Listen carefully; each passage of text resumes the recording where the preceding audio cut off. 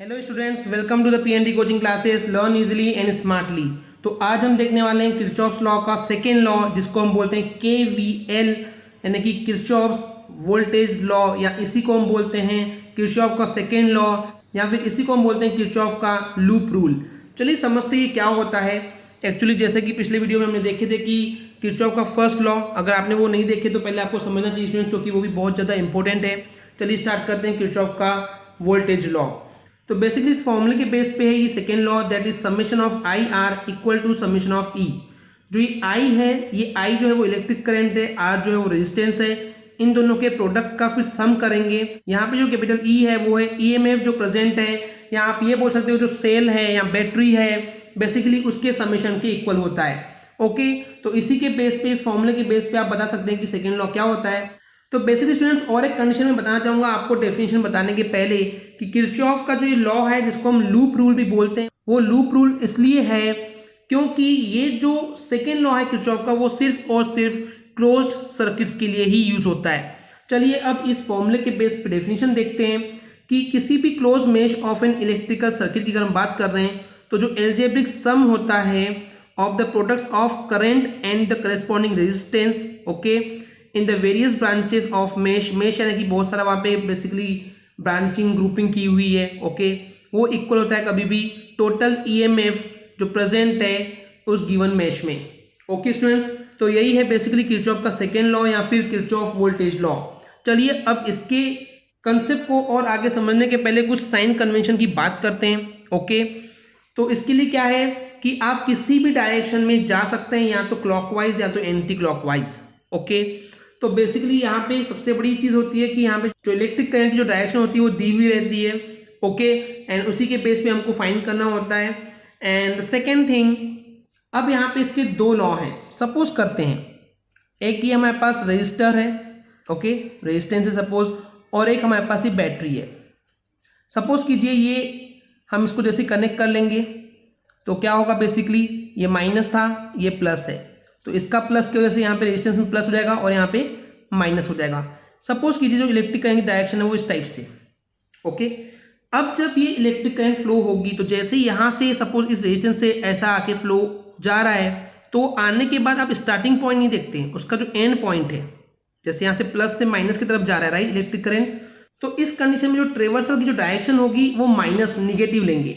Okay, फिर जैसे ये और करंट ऐसे आएगी तो ये माइनस पे नहीं, माइनस से कहाँ जा रही, प्लस, तो उसके जो लास्ट वाला होता है, जो नेक्स्ट होता है प्लस, तो हमको, तो यहाँ पे हमको जो ट्रेवर्सल की डायरेक्शन मिलेगी वो कैसे होगी, पॉजिटिव डायरेक्शन होगी। सपोज कीजिए कि अगर ये डायरेक्शन इस टाइप से होती तो क्या होता कि यहाँ से जाती तो ये बेसिकली प्लस से माइनस में जाए तो हमको आंसर माइनस मिलता, एंड ये ऐसे आती तो माइनस से प्लस पे जा रही तो हमको आखिरी वाला प्लस लेना होता है। तो अगर मैं इसका कंक्लूजन बताऊं इन समरी, तो अगर इलेक्ट्रिक करंट की डायरेक्शन प्लस से माइनस पे है तो आप स्टार्टिंग पॉइंट नहीं देखेंगे, आपको एंडिंग पॉइंट देखना है वो कैसा है, तो वही उसकी कन्वेंशनल साइन होती है। तो प्लस टू माइनस के केस में माइनस होगा, एंड माइनस टू प्लस के केस में प्लस होगा, that is a traversal direction. अब आपको एक कंफ्यूजन आ रहा होगा स्टूडेंट्स कि ये ट्रेवर्सल डायरेक्शन कैसी है, क्या है, तो इसको हम एग्जाम्पल से समझेंगे तो ज़्यादा ईजी क्लियर होगा। ओके, तो इसके लिए हम दो एग्जाम्पल लेते हैं स्टूडेंट्स। चलिए देखते हैं। जैसे कि आप ये सर्किट देख पा रहे हैं, इसमें रेजिस्टेंस R1 है, रेजिस्टेंस R2 है, रेजिस्टेंस R3 है, एंड हमारे पास यहाँ पे दो ईएमएफ अवेलेबल है, या फिर सेल या बैटरी बोल सकते हैं इसको। ओके, कनेक्टेड है ये। तो अगर हम बात करें कि इस E1 के रिस्पेक्ट में हम बात करें, तो ये जो प्लस साइन है इसकी वजह से plus, then minus, plus minus plus minus हो जाएगा। ओके, और यहाँ पे अगर हम बात करें कि इलेक्ट्रिक डायरेक्शन जो है वो सपोज करते हैं कि इस टाइप से कुछ चल रही है। ओके स्टूडेंट्स, तो इस केस में क्या होगा, जैसे इलेक्ट्रिक करंट यहाँ से जा रही है तो यहाँ से प्लस से माइनस पे जाए तो हमको एंडिंग क्या मिल रहा है, माइनस, तो जगह माइनस, और जो इलेक्ट्रिक करंट है वो क्या है, आई है, तो आई इंटू R1 हो जाएगा।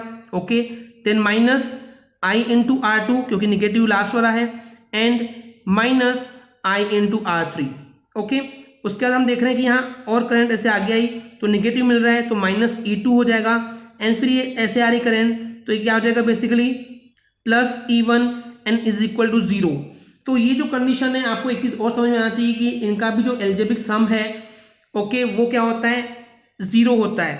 अब इस कंडीशन में क्या करेंगे स्टूडेंट्स, अगर हम E1 को एंड E2 को जो ट्रांसपोज कर देंगे तो हो जाएगा E2 minus E1 is equal to -IR1 -IR2 -IR3 भी लिख सकते हैं। ओके स्टूडेंट्स, चलिए ये हो गया एग्जाम्पल नंबर 1। इसी का और एक एग्जाम्पल देखते हैं जिससे आपके कंसेप्ट और ज़्यादा क्लियर हो जाएंगे। तो जैसे कि स्टूडेंट्स आप यहाँ सर्किट देख पा रहे हैं कि यहाँ पे दो टोटल EMF लिया गया है, that is E1 and E2। Okay, and यहाँ पे 3 रेजिस्टेंस लिए गए हैं, that is R1 R2 and R3। R3 नहीं है, वो कैपिटल R है। एंड ये लूप है, इसमें जो इस लूप पे जो इलेक्ट्रिक करंट है वो ऐसी जा रही है एंड इस लूप में इलेक्ट्रिक करंट ऐसे जा रही है। ओके, तो देखिए सपोज करते हैं कि E1 से जो करंट निकल रही है वो I1 है एंड E2 से जो करंट निकल रही है वो I2 है। ओके स्टूडेंट्स, तो चलिए एक चीज़ हम समझ पा रहे हैं यहाँ पे कि I1 यहाँ से निकल रही है, I2 भी यहाँ से निकल रही है, तो इस रोड पे यानी इस रोड इन द सेंस इस लाइन पे इस रेजिस्टेंस से जो करंट जाएगी वो I1 प्लस I2 होके जाएगी। ओके, लेकिन अगर इस R1 की बात करें तो वहाँ से जो करंट निकल रही है वो सिर्फ I1 ही पहुँच रही है एंड यहाँ पे जो देख रहे हैं वो I2 करंट ही होगी। ओके स्टूडेंट्स, क्लियर है आपको? चलिए अब देखते हैं इसके अकॉर्डिंग इस सर्किट के हिसाब से जो किरचॉफ का वोल्टेज लॉ है इस loop ABEFA that is ABEFA की बात करें तो क्या होगा। तो चलिए देखते हैं, यहाँ से स्टार्ट करते हैं। तो जैसे करंट यहाँ से जा रही है तो पॉजिटिव आया तो E1, देन फिर हम देखते हैं यहाँ पे क्या हो रहा है, माइनस आ रहा है तो माइनस E2 हो जाएगा। तो क्योंकि स्टूडेंट्स ये जो है नेगेटिव टर्मिनल है तो नेगेटिव हो जाएगा ये, एंड ये जो है वो पॉजिटिव हो जाएगा।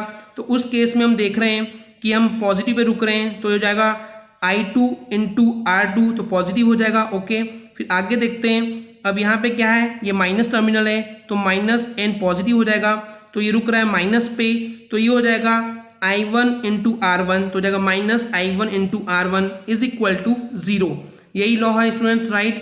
तो अब हम क्या करेंगे, यहाँ पे E1 माइनस E2 यहीं रखेंगे, इन दोनों को ट्रांसपोज कर देंगे तो हो जाएगा I1 into R1 minus I2 into R2। ये हो गया हमारा इक्वेशन नंबर 1। तो इस लूप के लिए हमने निकाल ली स्टूडेंट्स। अब हम बात करेंगे इस लूप के लिए। चलिए देखते हैं, तो इस कंडीशन में जो करंट का फ्लो है वो इस टाइप से कुछ है। तो स्टार्ट करते हैं E2 से। तो जैसे E2 से स्टार्ट करेंगे तो ये पॉजिटिव पे रुक रहा है, तो ये क्या हो जाएगा बेसिकली इस कंडीशन में ये हो जाएगा E2 एंड फिर जो इलेक्ट्रिक करंट जा रही है वो ऐसे जा रही है। तो हम यहाँ देख रहे हैं कि ये पॉजिटिव टर्मिनल से कनेक्टेड है तो ये पॉजिटिव हो जाएगा, ये नेगेटिव हो जाएगा। तो ये हो जाएगा बेसिकली माइनस एंड करंट जो यहाँ पे I1 प्लस I2 जा रही है एंड रेजिस्टेंस R है, फिर ये ऐसे आ रहा है तो बेसिकली माइनस टर्मिनल से कनेक्टेड है और ये पॉजिटिव है। ओके, इस कंडीशन में उल्टा हो जाएगा कि ये माइनस हो जाएगा एंड ये पॉजिटिव हो जाएगा। तो इस कंडीशन में भी ये माइनस एंड पॉजिटिव ही रहेगा। तो जब भी इलेक्ट्रिक करंट यहाँ पे आ रही है तो देख रहे हैं कि माइनस पे रुक रहे हैं, तो जाएगा minus I2 into R2 is equal to 0। Okay students, अब जब हम इसको सॉल्व करके और इसको ट्रांसपोज करेंगे तो हो जाएगा E2 is equal to I1 plus I2 into R plus I2 into R2। तो ये हो गया इक्वेशन नंबर 2। तो इक्वेशन 1 और इक्वेशन 2 को हम सॉल्व करेंगे तो बेसिकली हम I1 और I2 जो है वो डिटरमाइन कर सकते हैं, पता कर सकते हैं। ओके स्टूडेंट्स, इक्वेशन 1 और इक्वेशन 2 में कि यहाँ पे जो E1 माइनस E2 LHS में मिल रहा है एंड E2 यहाँ पे भी है, तो इसी लॉ को हम बोलते हैं ये डिपेंड करता है या काम करता है on the based of the conservation of the energy law पर। ओके स्टूडेंट्स, यही चीज़ यहाँ बोली भी गई है कि किरचॉफ जो वोल्टेज लॉ है is in accordance with the law of conservation of energy, कि ये जो किरचॉफ वोल्टेज लॉ है काम करता है एनर्जी के कंजर्वेशन लॉ पर। ओके, तो जैसे कि हमको पता है कि इलेक्ट्रोस्टैटिक फोर्स जो होता है वो एक कंजर्वेटिव फोर्स होता है। इस कंजर्वेटिव फोर्स के बेस पे जितना भी वर्क होता है वो एक क्लोज पाथ में ही होना चाहिए और टोटल वर्क इसलिए क्या हो जाता है, 0 हो जाता है, क्योंकि ये एक कंजर्वेटिव लॉ है। Conservative law it means it can neither be created nor be destroyed. Okay, तो इसलिए जो बेसिकली इस कंडीशन में जो टोटल वर्क होगा वो क्या हो जाएगा, 0 हो जाएगा, क्योंकि कंजर्वेटिव एनर्जी के लॉ पे ये वर्क करती है। ओके स्टूडेंट्स, आई होप आपको क्लियर हो गया होगा। अगर आपको हमारी वीडियो से कुछ भी सीखने मिला है, नॉलेज मिला, तो प्लीज़ हमारे चैनल को सब्सक्राइब कीजिए एंड वीडियो को लाइक जरूर करें। आज के लिए इतना ही, थैंक यू।